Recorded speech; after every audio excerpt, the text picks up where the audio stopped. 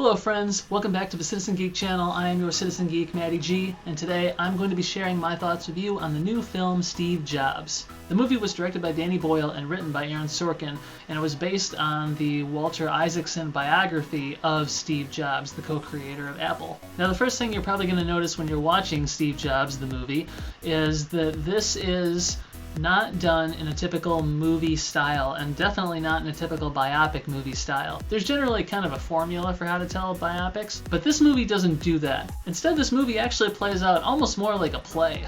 In fact, you could very easily do this as a play. It takes place over the course of 3 different points in Steve Jobs' life and career. The first act takes place in 1984, just as Steve Jobs is about to unveil the new Macintosh computer. The second act takes place in 1988, after Steve Jobs has been fired from Apple and is about to debut his new company and new hardware, the Next machine. And the third and final act of the film takes place in 1998, after Steve Jobs has returned to Apple and helped kind of bring it back from the precipice of where it was, and is just about to introduce the new iMac. Basically, throughout each act, we see Steve Jobs, played here by Michael Fassbender, getting ready for the program, and as he kind of goes through the motions and is getting ready for his big presentation at each one, he keeps running into the same people throughout his life, and we kind of see what the relationships between them are and kind of how things have changed, and how he's changed, and just how the life has kind of played out for him. And through this all, we get a really good sense of who he is as a person,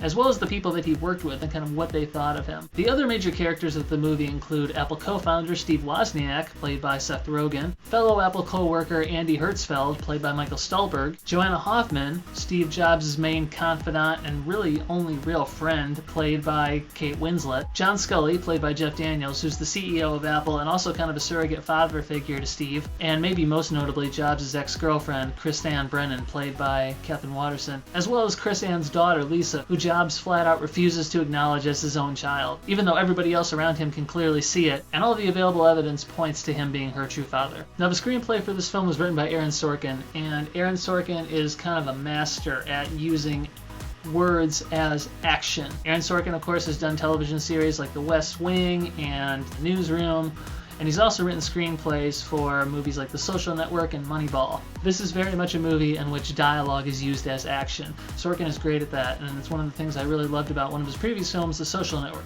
Watching these characters and actors kind of go off on each other and use this spectacularly well-written language to attack each other or to support each other or to kind of dig into each other and find out the truth about the way certain characters feel about different things, it gets really exciting. It's basically like you're watching a thriller, even though it's all just words, but it's done so well that you really get caught up in it. Now, Danny Boyle is probably one of the most artistic-minded directors that's currently working right now. He loves doing different things with colors and styles and tones, and you can see that in here as well. As during each different time period in the movie, he shoots on a different type of film. He uses 16mm for 1984, 35mm for 1988, and digital video for 1998. The movie really digs in and tries to get a true sense of who Steve Jobs really was as a person. He wasn't just some super smart genius or some, asshole who was terrible at people. He was a bit of all of that. No one movie is ever going to be able to really explain who Steve Jobs was. In fact, probably the only person who will ever really truly know what kind of a person Steve Jobs was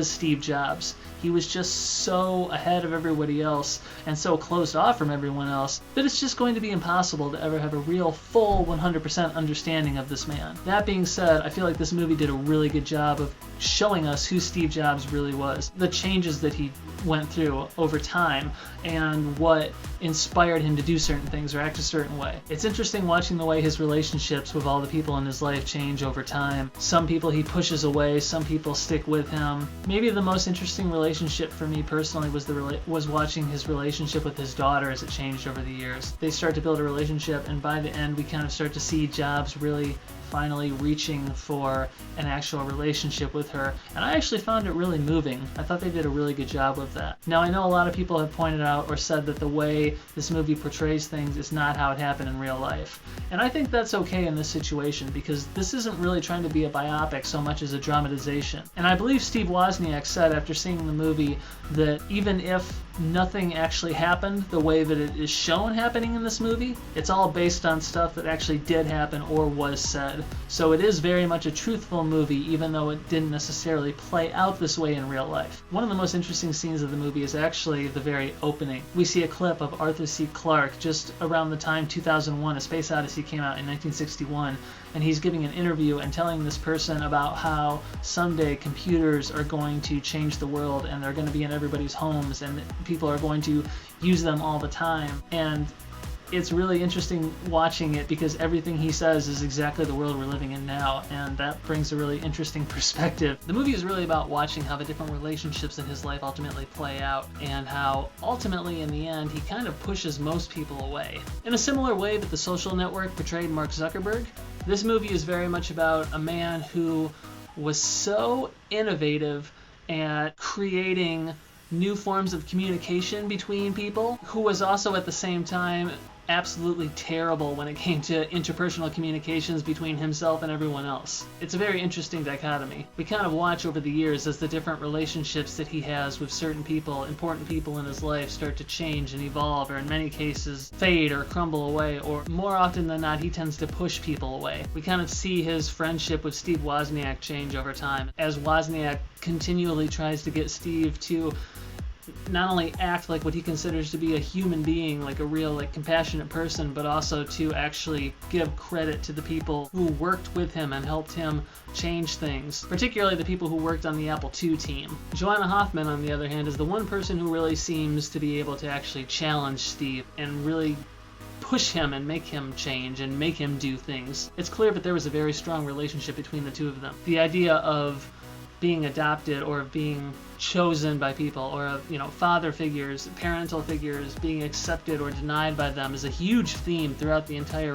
course of this movie. We see it with Steve himself refusing to acknowledge the paternity of his daughter Lisa. Similarly, we see how Jobs kind of looked at John Scully, the Apple CEO that he helped bring in, as very much a kind of adopted father figure. As the movie goes on, we also find out more about Steve Jobs himself, how he actually was adopted, and actually was initially adopted once and given back by the first people who took him in. According to the movie, that really kind of was one of the major catalysts in terms of why he kind of became so obsessed with making things perfect and wanting something that was going to really connect with people. Over the course of the movie, we get a few flashbacks that kind of flesh out a little bit more of the story and about how these relationships with different people started. For example, we see Jobs and Wozniak when they were working together in their old garage, putting together the company that would eventually become Apple. We also see how Steve brought in John Scully, who had previously been the CEO of Pepsi-Cola, to come in and act as the CEO of Apple, and the relationship that kind of developed between the two of them. It tells its story in kind of a different way than you might normally be used to,